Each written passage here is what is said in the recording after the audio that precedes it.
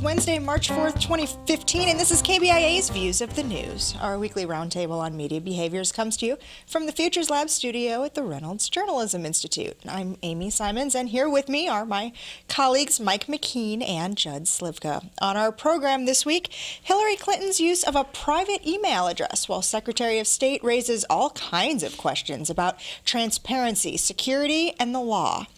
New accusations about Bill O'Reilly's tales that he had told during his days as a field reporter. And step aside Kim Kardashian, it seems a swatch of fabric really did break the internet. Black or blue, white or gold, it meant a whole lot of green for BuzzFeed. There's a whole lot that we'll hopefully get to as well, but we're going to start this half hour with some of the ethical issues that journalists found themselves facing last Thursday following the apparent suicide of Missouri State Auditor Tom Schweich. He died in his Clayton home last Thursday of what police are calling a self-inflicted gunshot wound, moments after leaving this voicemail for St. Louis Post-Dispatch editorial page editor Tony Messenger. Tony, it's Tom Schweich calling. You can have a reporter here at my house at 2:30. I'm willing to speak to both the Post-Dispatch and to the AP only about this matter. I would give a brief prepared statement, which we would videotape, and then can answer questions from your reporter. This is only for you two, and I hope you'll make it known that I'm doing this. But give me a call and let me know if you can have somebody here at 2:30. To me, this is more of a religion story than a politics story, but it's your choice on who the reporter is. Thanks. Bye-bye. Messenger explained in a note to readers that the two men had had a few conversations in the days prior, talking about rumors that Schweich believed state GOP chair John Hancock was spreading about his faith. I don't so much want to talk about what happened in the past week, but the two dilemmas that Schweich's suicide presented for the journalists covering it. Let's start with that decision that Tony Messenger made to share that voicemail, to publish it, to hand it out to other media, and to release the details of these conversations the two men had had previously. Is the greatest conceit that we have in the media that we're not part of the story? Tony Messenger was part of that story, and if it were something else, if he had called someone else, left another voicemail on a non-media machine, then the Post-Dispatch would be doggedly looking to obtain that voicemail. I think that we should applaud Tony for being transparent. No, I agree. And he said, at least in his writing about it, that he thought Schweich would have wanted it that way for him to disclose the information. Whether or not that's a good enough excuse, I don't know. But I did think it provided some nuance and some understanding of the story that we wouldn't have had otherwise, since Tony was such a key to it. Talk for a minute about that idea. There's kind of an expectation out there that journalists protect sources, that oftentimes we see different reporters, we've even talked about it with folks at the New York Times, James Risen right now, fighting to keep their sources and their information private, even being willing to go to prison for that. It all changes when that source isn't alive anymore. I think that that's absolutely true, but I also think that this is different than protecting a source who's provided you information where there may be some sort of whopper in that information, some sort of bomb that's going to be dropped, like the Pentagon Papers or Edward Snowden. Mm-hmm. I think that here what you're seeing is there's no obligation because Mr. Schweich has passed, but also because there's not really any confidential information here. There's no need to protect that source at this point. And Schweich is the story, so it seems to me that that's relevant information that should be shared. Now, I know one of the questions that was posed to me by non-journalists was this confusion that came from the fact the story was even covered, because they don't often see or hear the covering of suicides. And there's some nuance here that would need to be explained. Let's share that idea with why this is a story when so many other suicides aren't. Normally, we won't report a suicide unless certain very specific conditions are met. Mm-hmm. Is the person a public figure? In this case, yes. Or they thrust themselves into the public limelight by their behavior. They maybe committed suicide in a public space. They caused some kind of public, reaction or caused a problem for the public in doing so. And, this story obviously met those conditions. But we typically wouldn't report a suicide otherwise because of the worries about copycats and encouraging other people to do the same thing to get their 15 minutes of fame. I think that Mike brings up great points. The fact that he was a public figure is the dominant part of why we do this. I don't think if it were anyone else in a less public role, we would be covering this. I have to say, though, I think there's one other sort of, I don't know if it rises to the level of ethics, but certainly professional practice when it came to the coverage of this story. And that was either in the news coverage or especially in the editorial columns, this sort of attempt by some folks to try to simplify the cause for this behavior. I mean, he committed suicide. He committed it after talking about the fact that he felt that an opponent was starting a whisper campaign that he was Jewish, or that there was a really nasty attack ad that was on the radio about him. And then a lot of media sort of just said, well, one thing caused the other. If you look at the Post-Dispatch, they read an editorial that said the auditor might have pulled the trigger, but the bullies who were campaigning against him held the gun to his head. Suicide just isn't that simple. I mean, I really thought it would be useful for news organizations to do some stories about just what we do know and don't know about what causes suicide. I mean, I looked up, for example, the American Foundation for Suicide Prevention and what they say about it. And they said some suicides appear to be impulsive or spur of the moment or may follow a very upsetting event, like this one. Yeah. But while we all go through painful experiences, suicide is not a normal response, and only a small percentage of people react by taking their lives. Suicide almost always results from the pain and desperation of mental illness. So just to be fair, whether or not we want to decry how awful politics has become, to try to draw a straight line cause and effect between one and the other, I think the media shouldn't do that. I would agree. I think we do have a media culture, though, that at this point looks to simplify complex fractions down to their very most simple. And to do that as quickly as possible to then wrap up, move on, as opposed to provide depth and context in reporting. Right. Okay. And, you know, I do think there is something to be said for how the public responds, you know, favorably or not to some of the attack ads and the whisper campaigns and all this kind of stuff. One of the ads that ran was this basically a parody of House of Cards, the Netflix series where the congressman who commits murder, really commits murder, becomes a president of the United States. And they used not just once. They used his voice or a parody of his voice to make fun of Schweich and how he'd be run over by the Democratic candidate. Well, you know, a lot of people actually like that show. We're waiting for House of Cards to come out here this past week because, admit it or not, we kind of believe that that's the way politics really works, and that's how effective politics gets done, by the people who are ruthless enough to do whatever it takes. The public has some responsibility here. I think that, yes, because we don't stand up and argue, but when former Senator Danforth, who was the auditor's mentor, stands up and says, essentially, he may have pulled the trigger, but you all got him to that point, and then we reject that notion because we said, well, we didn't do that. Who are we to be blamed for it? Well, there's a difference between saying one thing caused another. A suicide is very complicated, but there's nothing wrong with saying this is an example of just how low our politics has become. As long as we can separate those two arguments, I think that latter argument is one we should make as often as we can. Okay, let's go ahead and transition into another story, also sort of in that political realm, one that I didn't even realize was possible. During her time as Secretary of State, Hillary Clinton never once used a government-issued email address. Every single email she sent during that time was done through a private email account. It's kind of strange to that point, even where former White House Press Secretary Robert Gibbs, he told Matt Lauer that cabinet members are usually told they must preserve all correspondence.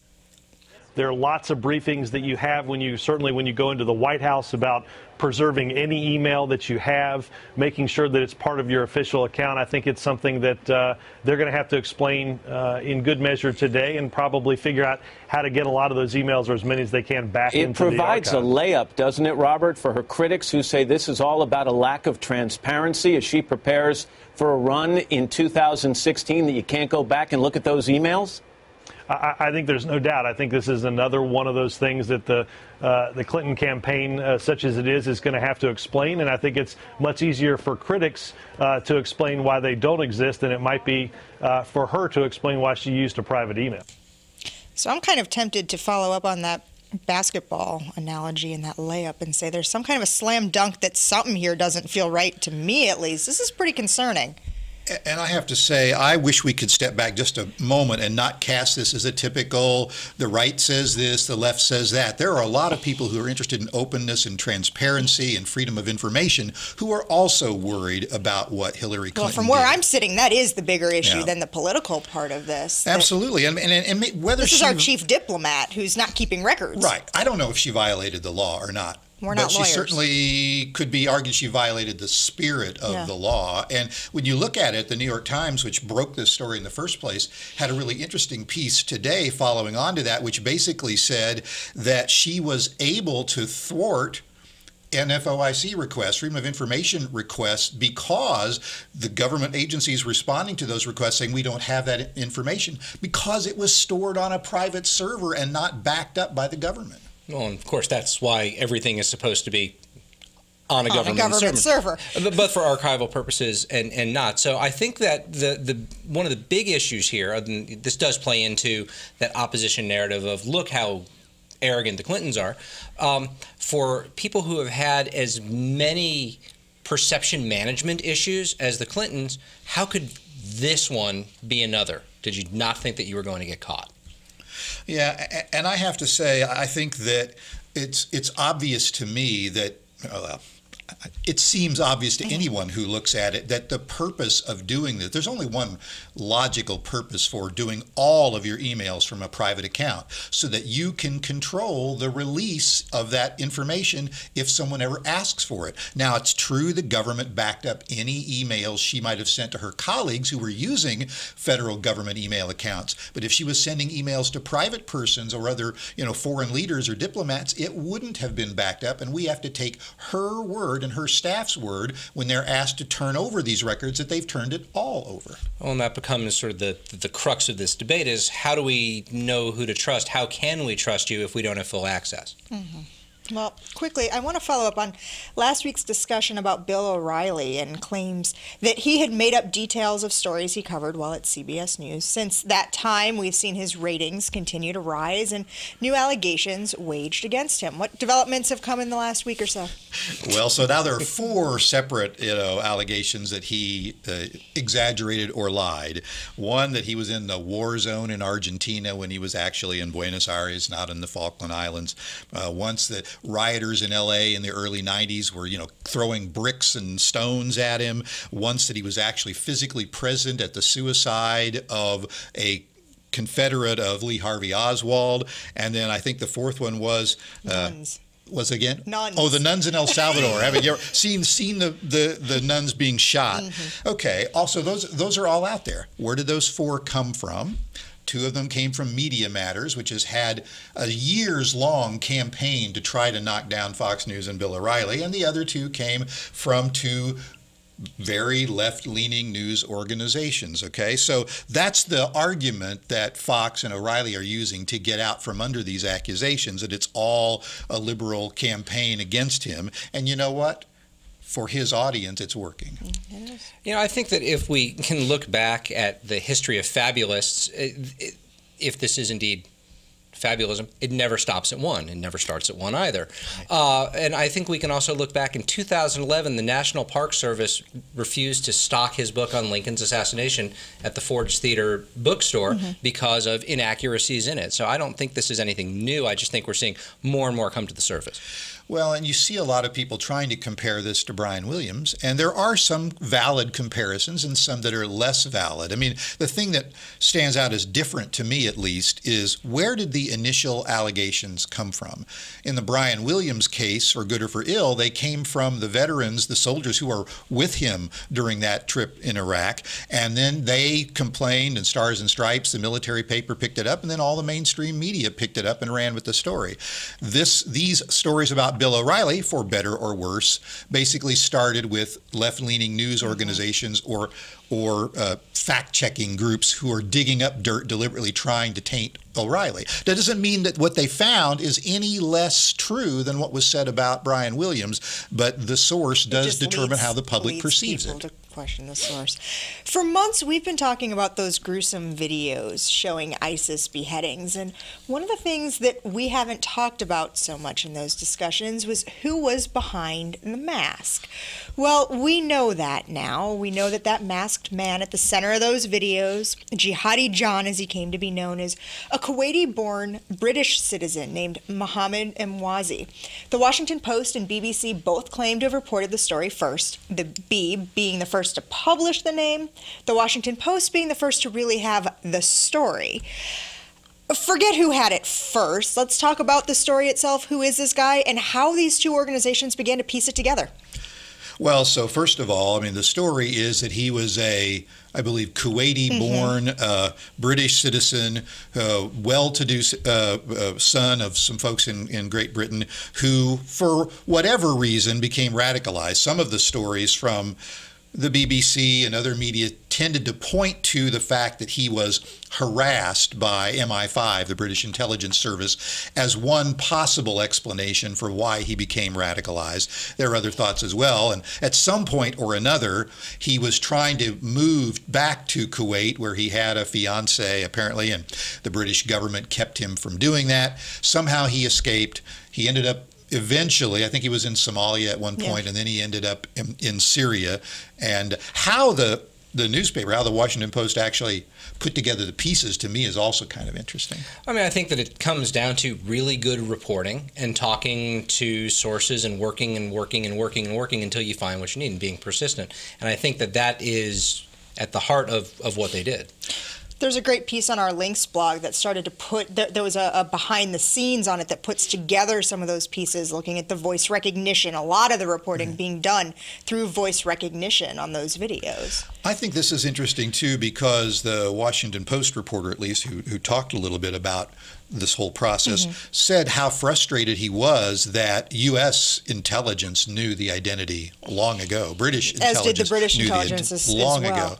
And the sort of excuse that, well, we were looking to protect the other hostages by whether or not that was a legitimate argument then certainly didn't make any difference. And so I don't think the Post felt any problem at all about releasing the name at this stage. Well, maybe the timing was totally intentional, maybe not, but Saturday night, there was one of those classic Saturday Night Live commercial parodies, this time poking fun at the Army's recruiting ad showing a nervous parent saying goodbye to their eager new soldier. Let's take a listen to it. You know, you could stay home, do another year of high school if you... Very funny, Dad. Well, I'll see you at Thanksgiving. Yeah, I'll see you. Hey, Dad. Yeah. Thanks. You got it, kiddo. Looks like your ride's here.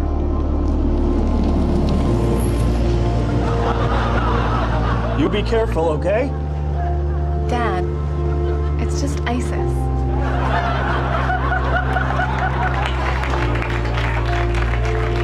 That was Dakota Johnson, who was the guest star of Saturday Night Live this week. A lot of viewers felt that sketch crossed the line. Your gut reactions? No. I think that it was played for that moment where the pickup truck comes up. I think that if it's satire, if we're going to call it satire, satire comes from the extremes. I think that it was that. I didn't feel offended by it. Can I say that? Yes to both things. I mean, I think you should allow humor to be able to say some things that we can't say in polite society or in typical news coverage or whatever. We have to protect the right for comedians to be able to do that kind of thing. Was I also offended by it? I laughed, but was I offended by it? Yeah, when I think about him, so, well, see you back at Thanksgiving, when we have young men and women going over there to do that, and they may never come back. And so I can see why parents especially would have been offended by that, even those who really like Saturday Night Live. And especially I think part that also hit a nerve with folks was how close this also was to the death and people still mourning Kayla Mueller and the Arizona woman who was beheaded by ISIS. And just this idea that maybe it was too soon. Same time, we have a whole lot of folks out there that are saying satire and it's the only way to defeat an extremist ideology like this. Well, I think that it helps, and that decision of too soon or when is a very, very delicate place to be. And I think that we saw it after 9/11. I think we see it time after time after time. And Saturday Night Live deals with that to some extent because they're on so often and they often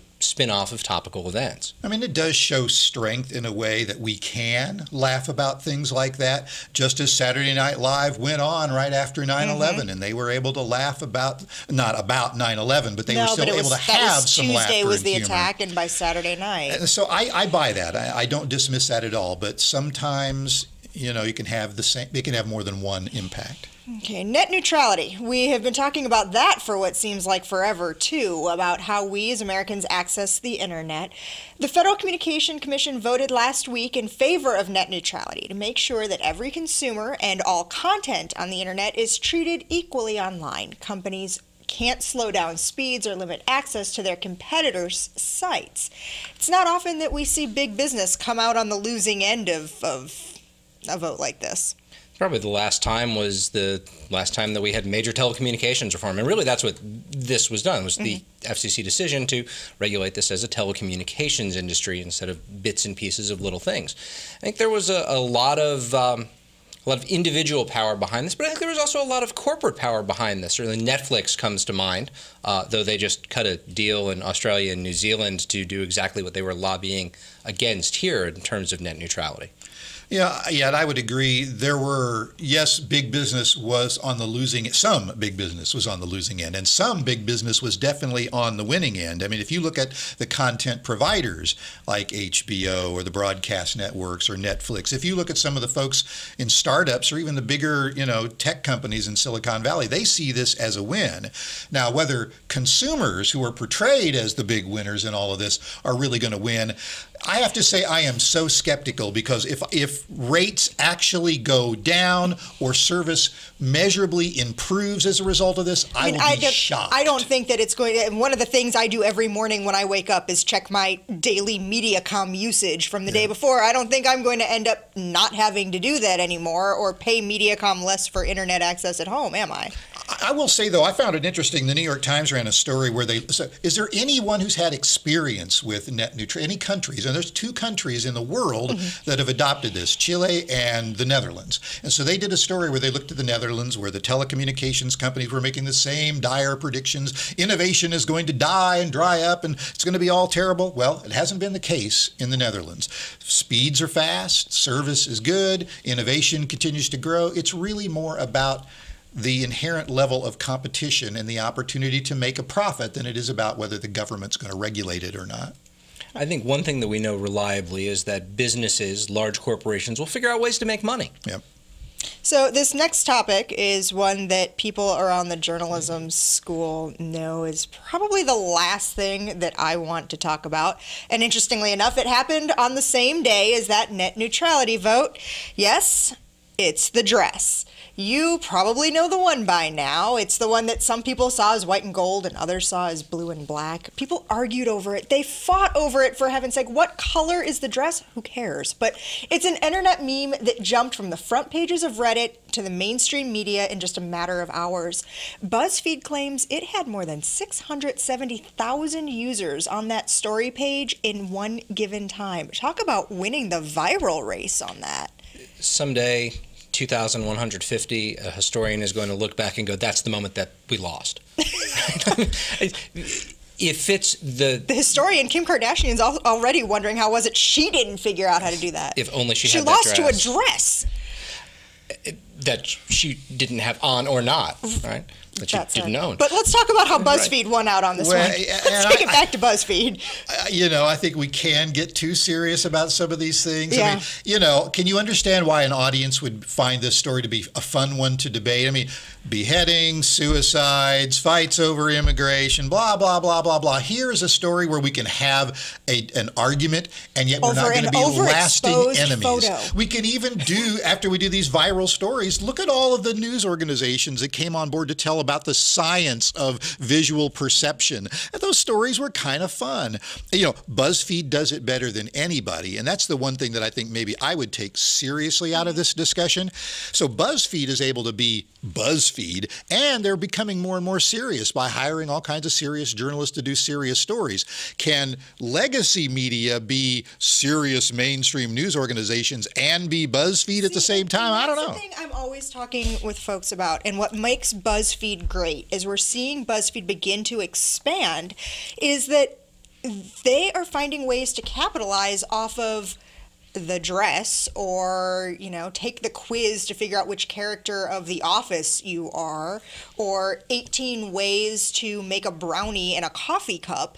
But they're using that to be able to pay for some of that in-depth investigative reporting, pulling some of the best reporters out there in to join their staff. Well, that's an innovative model that they're using. But I think if we go back to the specific piece, how many produced pieces of "we hope it's going to be viral" don't go viral for BuzzFeed in this way? So you hit that strike of that oil well, and it goes on. But how many dry holes have they hit in between? And in order for this to be a truly viable underwriting method for serious journalism, they're going to have to figure out how to get more strikes and less dry holes. I think it also says something about, how hard it is to become the brand that people associate with a certain type of product or service, and how difficult it is to crack that monopoly when somebody has it. I mean, Apple didn't invent the smartphone, but boy, when they became the brand, huge companies like Microsoft could not get themselves into that. Even going back further, the MP3 player. There were MP3 players all over place before the iPod. And it's the same, maybe the same thing with BuzzFeed and this kind of news. I mean, you might be the New York Times or CNN or other folks who are trying to mimic BuzzFeed in terms of this viral storytelling. Maybe there's only room for a couple of brands, and one of them being first is BuzzFeed. No. I'd agree. It's a crowded space, but how many people really do it well? Yeah. Well, we're going to have to see where that goes and keep watching with that. I'd like to thank you for spending the last half hour with us. We're just about out of time for this week. You can read more about the topics that we talked about on our links blog. That's under the Programs tab at kbia.org. Like us on Facebook or follow us on Twitter. Our handle is @viewsonKBIA. These are all great ways to watch and listen to our program again. Leave us comments, questions, see previews of what we'll be talking about next week, and more. Our thanks to RJI's Travis McMillan and to Maya Jackson for directing today's show, and to Pat Akers for handling the audio. Hannah Smith is our associate producer. We'd like to thank her for all of the hard work she has had and done for us in these last 8 weeks. I'm Amy Simons. Be sure to join us again next week when we're back with you for another edition of Views of the News.